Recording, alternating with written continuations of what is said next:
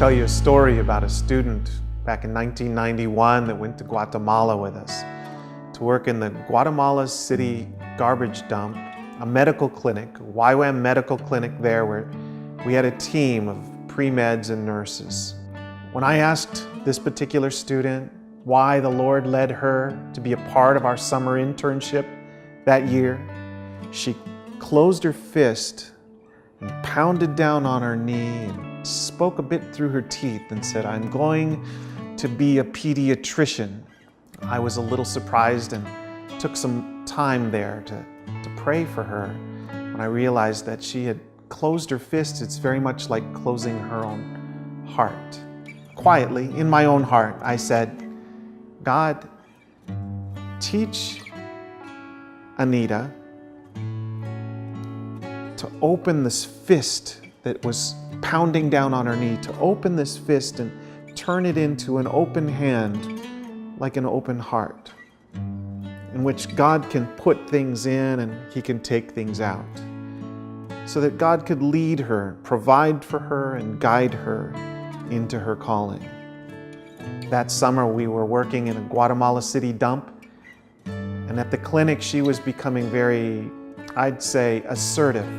She was dominant in her personality and pushing people around, directing people to do things that maybe they didn't want to do, or felt a little uncomfortable that Anita was somehow becoming the leader of the team when she wasn't. Even the nurse who was in charge of these interns came to me saying, "There's a bit of a problem with Anita."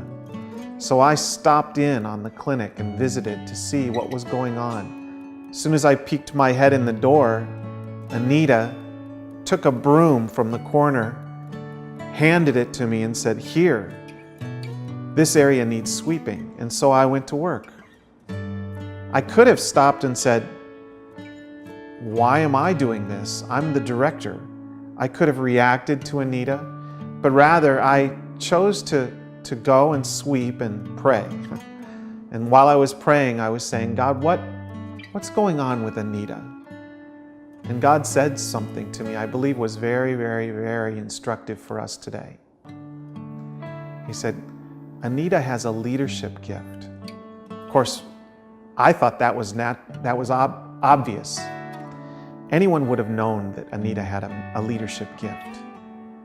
But then God said, "She's not using the leadership gift my way." And I understood. So I said, "Anita, can we meet? I'd like to share with you something I believe maybe God has, is a word of encouragement for you." And Anita said, "Okay." We sat down later that afternoon. And I said, "Anita, I believe God said that you have a leadership gift." And she was surprised and happy and said, "Oh, really?" And I said, "Yeah." But he said, "You're not using his gift his way. He wants you to look for ways to release the gifting of others. Leadership is done by looking into the people you work with and encouraging them to fulfill the call on their life, to do the thing they're gifted to do the thing that will bring joy for the whole community, not just telling people what to do." Over time, Anita opened her hand. She opened her heart. She served her team as a true humble servant, and she made a transformation within that group because everyone had much more joy and much more encouragement in offering their gift.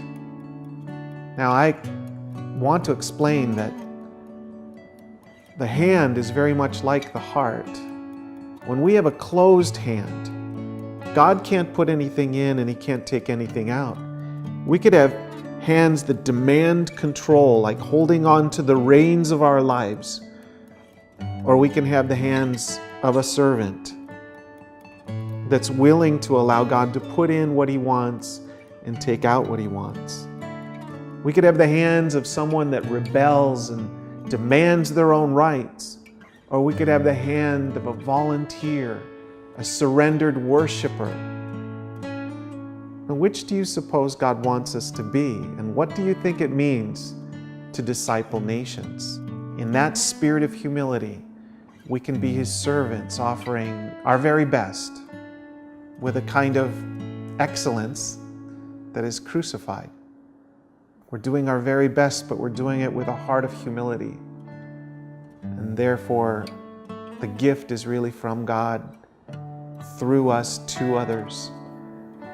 And we offer something that's of greater value than coming in from the outside thinking that we can impart something or that we can accomplish something in our own strength.